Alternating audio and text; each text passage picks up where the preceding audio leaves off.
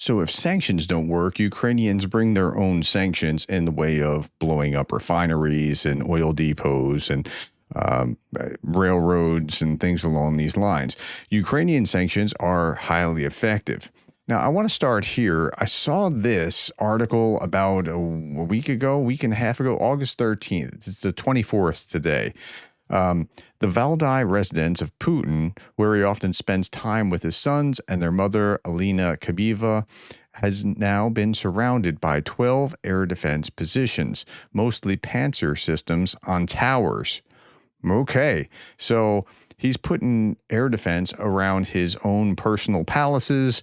As expected, Russian anti-aircraft defense systems are being pulled from Ukraine and cities in Russia to protect Putin's palaces, says Jay in Kyiv. And I remember thinking at the time, just 2 weeks ago, like, that's a pretty bad idea. Remember, that was the 13th. And since August 1st, we see refinery after depot, after railroad junction, after refinery, all being hit by Ukraine every day. Like every other day, there's some big kind of something. And today was no exception. Why are Putin's palaces loaded with air defenses, but Russian oil industry is not? Ukrainian drones totally unencumbered by Russian air defenses in St. Petersburg. So this is over at the Ust-Luga port and the refinery right near it. I mean, they're watching these drones just come in. Ukrainian drones resembling Shahed Harup type drones flying over Ust-Luga port today. And so there's a good deal of damage. The Russian dictator's recent operation to reposition much of the country's air defenses to protect his main palace in Valdai has left the country's most valuable oil and gas infrastructure unguarded. Ukrainian drones now freely striking St. Petersburg export terminal, the Ust-Luga port. Now, it's not like it's one-to-one, like he did this and then that caused that. It's just that Russia is so big, and they brag about this all the time. Russia, we span 11 time zones. We're so big and bad. But that bigness is working against them right now. This is actually a problem. It's a liability, not an asset at this moment. Okay, a little bit more here. Bullseye precision strikes at the heart of Russia's key gas facility, not merely storage tanks. This will not be replaced easily. So you can see where the damage is being hit. The location, Ukrainian attack drones penetrated more than 1,000 kilometers of Russian airspace. So just first understand that. Like, how are you not shot down somewhere along that 1,000 kilometers in? Like in Ukraine, they have this like listening system all over the country to make sure that they can figure out where the Shaheds are coming from and to be able to target where they're going and that sort of thing. Okay, so here, just check out the map and let's look at the map here. I mean, it's just something. Ukraine's down here, all the way up here between Estonia and Finland on the very edge of Russia, 1,000 kilometers away. And yeah, okay. Now, what did they hit? Ust-Luga is a key for Russian export of oil and gas through the Baltic Sea. It's reported that the main damage from the drone strike was inflicted on the cryogenic unit for deep hydrocarbon processing, where gas condensate and natural gas are fractionated. It's a critical part of equipment. I may have mispronounced something there, but I didn't know what this was the first time I heard about the cryogenic unit being hit, and one of my viewers who works in this industry was like, whoa, that's bad. That's going to be a long time to replace. It's it's a core to everything that's going on. So what I understand at the amateur level is that this was a pretty bad hit. This may have long-term consequences. Ust-Luga complex is considered one of the most powerful gas processing plants in Europe. It can produce up to 45 billion M3 meters cubed of natural gas, and up to 13 million tons of liquid natural gas annually. So yeah, I mean, this was a huge hit. It was like 3% of total refining capacity. So add that to the 25% that's been targeted and 13.5 or so that's been out of commission. So that's probably ticking up to 14, maybe 15, given the strike today. One of the strikes on Russian gas processing complex in Ust-Luga. Here's another video of it, another image of it. Okay. So now Ukraine's general staff confirmed strikes on key Russian facilities. Ukrainian drones hit the Ust-Luga seaport terminal of Leningrad region. The Syzran oil refinery was also targeted. This is a serious blow for Russia. Plant processes up to 8.5 million tons of oil per year, over 3% of the country's total refining capacity. Produces gasoline, diesel, jet fuel, and other petroleum products supplied to the occupying army. So you can see it start to tick off over here, and when it first starts, it's off in the distance. Okay, so all that to say, like, they're going at the Ukrainians are being hyper efficient at going after legitimate targets that are causing problems. So if it's not the problems for the army, it's problems for the Russian people whose gas prices have quadrupled or quintupled in recent days because of the lack of refining. And that's going to get worse, and it's going to get more and more acute over time, where they're going to have to make some really hard decisions. Okay, just a little bit more here about this, and then we'll move on to the next topic. The current drone campaign appears to be more effective in both damage and impact than Ukraine strikes in late 2024 and early 2025. I flagged that because I was wondering about this. I was like, wow, they really, in August of 2025, they have just been hammering and hammering and hammering away at Russian oil. Drone activity and explosions are also reported in Belgorod, Russia. Locals claim that it was very loud, but I don't have any follow-up video to show you about that. There was also, here's the fourth day of the Novoshatinsk refinery. I don't know how close I came to that one. Refinery in Rostov region, Russia. It keeps on burning. Yeah, this is, it's bad. Like, it keeps going. Okay, now, Ukraine is developing these drones, and this is important. Ukraine's Firepoint builds 100 attack drones every day, all day, and Flamingo missiles are next. I said flamingo.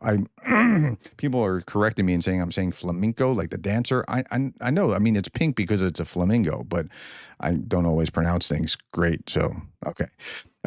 One factory alone will turn out 36,000 drones this year, more than Zelensky's 30,000 goal, and soon add 3,000 Flamingo missiles to the flight. Okay, so 36,000 drones, that, I mean, 365 days in a year, that's about roughly 100 drones.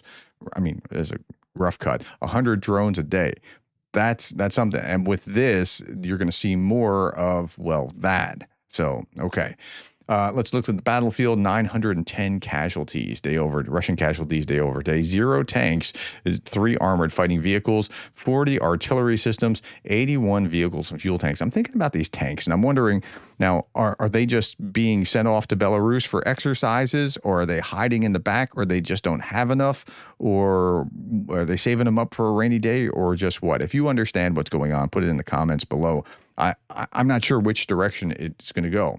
Here's Andrew Perpetua's list for yesterday, and it's a little worse for Ukraine than it was for Russia, but it's almost 1-to-1. Okay, uptick in engagements, casualties, but equipment losses remain well below average, and this is a smaller list than what we saw in previous days. But cross direction, Russian invaders led 40 assaults. That's about right for about 1,000 casualties, not quite. Okay. Putin vowed to take Sumy. His paratroopers are trapped instead, according to Euromaidan Press. Ukrainian forces encircled Russia's 51st VDV Brigade near Sadki, leaving elite troops cut off in a 15-square-kilometer forest. But they're not, like, captured yet. So suspend your judgment for now. It looks like they're in bad shape, but a lot could happen one way or another. But it looks like it's what's happened in Sumy has been really good for Ukraine. While Putin was promising, threatening this new region, and while the Istanbul conference guys were saying that, well, we'll take Sumy too, and Kharkiv, and they haven't been able to do very much at all in that region. Okay. Now, this is an image of a Russian drone shooting down a Ukrainian drone. I show you this because, like, this is pretty wild that they could drop a bomb and with precision actually hit that other drone. Now, I hate to see that Ukrainian drone is no longer with us. I wish it was still on the battlefield, but that's pretty remarkable stuff. the ability for one drone to be able to target like in air and precisely hit with that whatever kind of bomb it's carrying, or it's not a grenade, it's something else. But yeah, that's pretty impressive. This is what drone warfare is looking like. Now, this is also what drone warfare is looking like. Let me start. So again, no, I'm not going to start it. I'm just going to. So poking the drone worked, I guess. So what happened was this drone hits, it flies into here. It didn't quite get through that barrier, but the guy thinks it's a good idea. Let's poke the drone. Not a good idea. That's a really, really bad idea for the Russian who see the drone's coming in to this little bunker and it gets caught. Oh, it got stuck. So the soldier decides, good idea. Let's poke it. It's not a good idea. Okay. Now, I see things like this and a number of times. And so this is more illustrative than anything else. So there's a particular place in Moroni, I'm not sure if I'm pronouncing it, Donetsk People's Republic, temporarily occupied territory of Russia by Ukraine. So this particular settlement in Ukraine, that's temporarily held. Groups of the Ukrainian armed forces have entered the settlement. Fighting is ongoing. This is according to the description from the Russian. Groups of Ukrainians have entered the settlement. The fighting is ongoing. Guys from the area explain how this happened. Now, the Ukrainians were already there. The Ukrainians had been there, but they're saying, oh, the Ukrainians are now there. They weren't there before. Just listen.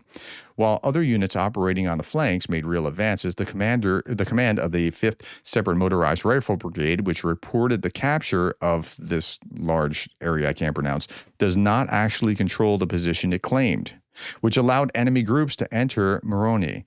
Now, as a result of such reports, there is fighting in the so-called rear risks losing logistics and encirclement of other units. So soldiers pay with their lives for reports that do not correspond to reality. So this is what happens. They write reports that we captured this area, but the reality on the ground is that they haven't captured the area, and then they act as if those reports are true, and then they get hammered. And I've seen it happen again and again and again and again. All right. Meanwhile, the Russians killed a 69-year-old British volunteer with a drone strike to her car. Her body can't be evacuated from the area due to the intense hostilities. She was a former producer and director of the BBC documentaries. And yeah, they're just targeting an old lady in her car. Like, that's what the Russians are doing. Good news, Sweden has delivered a SC-890 airborne surveillance and command aircraft to Ukraine. The radars on these Swedish aircraft can cover around 500,000 square kilometers horizontally and have detection range of over 18,000 meters in altitude. Over the sea, the system can detect and track fighter jets and helicopters hovering in the air, cruise missiles, even naval targets as small as jet skis. So these are like AWACS, the same kind of system. And it'll give them eyes in the sky. All right, so what's going on here? This gentleman is being arrested in Italy. He's on vacation with his family. Well, it turns out this goes back to the Nord Stream pipeline attack. At least 4 bombs weighing 14 to 27 kilograms each were used to destroy Nord Stream pipeline in 2022. At the time, I didn't think that Ukraine had, if you go back, I mean, you'll see what I said. I thought, I mean, is this a Russian false flag? I know the Americans didn't do it. I don't think the Ukrainians have the ability to do with it. So I was just trying to piece it together, but it looks like this might be the guy. The attackers used military-grade RDX and HMX explosives with delayed action detonators placed 70 to 80 meters underwater. Nord Stream gas pipelines carried Russian natural gas to Germany, so the aim was allegedly designed to cut off a major source of funding for Russia's war against Ukraine. Ukrainian suspect Sergei Kuznetsov, a former security service employee and retired military captain, was arrested at an Italian beach resort where he was vacationing with his family on August 20th. German prosecutors believe that Kuznetsov coordinated a 6-person team aboard the sailing yacht that included a skipper, 4 divers, and explosive expert in September of 2022 operation. Kuznetsov faces up to 15 years in prison for charges of anti-constitutional sabotage. Okay, so it looks like this is the guy. It seems like there seems to be wide agreement about that this is what actually happened. Okay. Last little bit, but from Zelensky, Ukraine is now in the fourth year of its full-scale war, preserving its independence, its sovereignty, our state's ability to achieve and keep achieving necessary results. We are confident that we will withstand this war, the Ukrainian state, the Ukrainian people. We will defend our independence and our land and the right to be an independent national life for Ukrainians, so that our children and grandchildren and their children and grandchildren can live safely on their land by their own rules. Ukrainians are and Ukrainians will remain on this land, where 100 years from now, our future generations will stand. So this is Ukraine's Independence Day, and that's why he's putting out this message. All right, last little bit. This is the art of camouflage. I thought this was just kind of cool because I was like, wow, that's pretty impressive camouflage. I would never have thought anything about that. Like, that's some good looking camouflage. All right, my friends, that's all that I have for this video. Thank you for your time. Thank you for the likes, the shares, and the subscribes. I did practice those words that I tripped over, those cities or names that I tripped over. I practiced, believe it or not, but oh well, such is life. Thank you for being the kind of person that cares about Ukraine.